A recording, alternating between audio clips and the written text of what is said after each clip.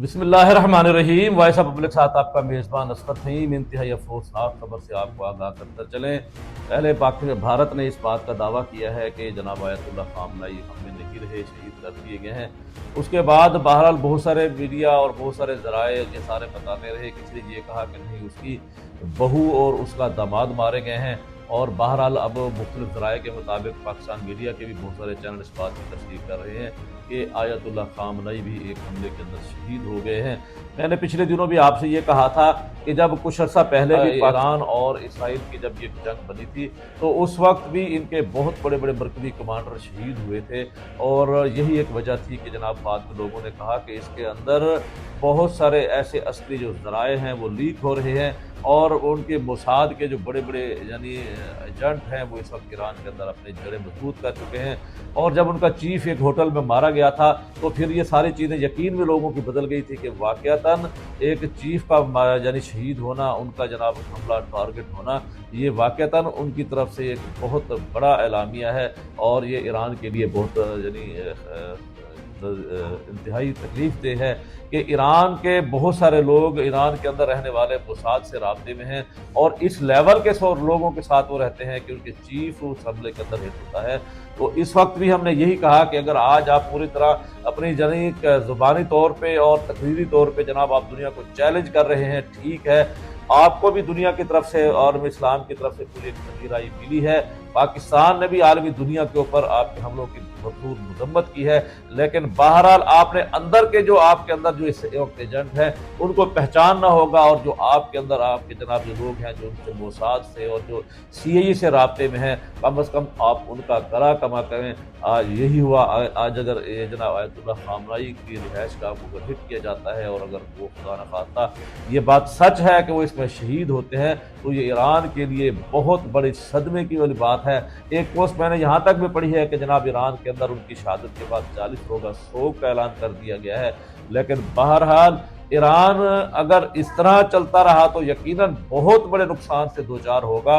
Iran को चाहिए कि अपनी स्ट्रेटजिकल हिकमत अमली चेंज करे और अपने अस्करी ज़राए को मजबूत करे, सिक्योरिटी ज़राए को बेहतर करे और अपने अंदर के मुखबरों को पहचाने और मुखबरों को बाहर निकाले और एजेंटों को कैमरे किरदार तक पहुँचाए। अगर इसी तरह गफलत के साथ वो रहा तो येरी ज़ुबानी और जवाबी दावों से जनाब कुछ भी नहीं होता। और जाहिर है उसकी एक मजबूरी है कि वो शायद उसकी रसाई इसराइल तक नामुमकिन है। इसी वजह से वो अमरीकी एयरबेसों को जनाब टारगेट कर रहा है। कभी वो दुबई के अंदर टारगेट करता है, कभी वो कतर के अंदर टारगेट करता है और कभी सुनने में आता है कि वो रियाद जैसे उसने टारगेट किया है। तो बहरहाल अब उसने जनाब इस ईरान की और इसराइल की लड़ाई के बाद, ईरान के जवाबी हमलों के बाद ये पूरा मुत्तहिदा अरब इमारात और ये जो सारी ममालिक भी इस जंग की लपेट में आ गए हैं। मैं दुआ करता हूँ कि अल्लाह ताला जल्द इसका कोई सलूशन बेहतर निकले और उम्मत मुस्लिमा को कोई ऐसा कोई हल दे कि जिसकी वजह से इनकी इज्जत अजमत शान बच जाए। वरना हकीकत ये है कि ये इस वक्त अमरीकी कानूनी बनने जा रहा है और ये ग्रेटर इसराइल के नक्शे पे अमरीका उसका जनाब बगल बच्चा यानी इसराइल मिलके ये जनाब सारे मुसलमानों के अमन सुकून को तहबाला कर रहा है। लेकिन बहरहाल देखते हैं कि आने वाले वक्त में मज़ीद क्या होता है। मज़ीद कम अज़ कम फ़िलहाल इतना ही कुछ है, लेकिन आगे देखते हैं कि खुदा न खास्ता अगर इसी तरह हुआ कि जनाब ये लड़ाई और बढ़ती गई तो इसमें मेरे ख्याल में कि ये सिर्फ ईरान का नुकसान नहीं होगा, पूरे आलम इस्लाम का नुकसान होगा।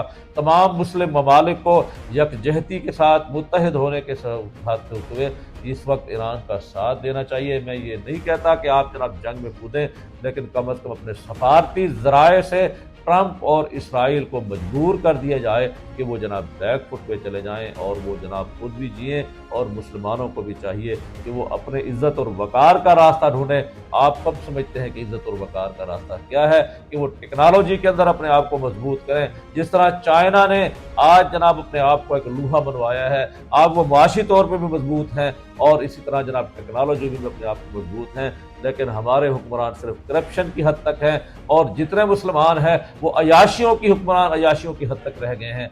लेकिन खुदा के लिए हालात का धारा बदलता हुआ नजर आता है। तो आपको भी ये चाहिए कि अपने आप को चेंज करें और अपने हालात की जनाब धारे को समझते हुए वो अपने आप को टेक्नोलॉजी में, साइंस में ایٹم میں اور ان چیزوں میں اپنے آپ کو مضبوط کرتے ہوئے اور دنیا میں اپنے آپ کو معاشی طور پہ بھی مستحکم کریں، پھر میں دیکھتا ہوں کہ اس طرح چین کی طرف کوئی میلی آنکھ سے نہیں دیکھتا، مسلم دنیا سے کس کو جرأت ہوتی ہے کہ میلی آنکھ سے دیکھ پائے۔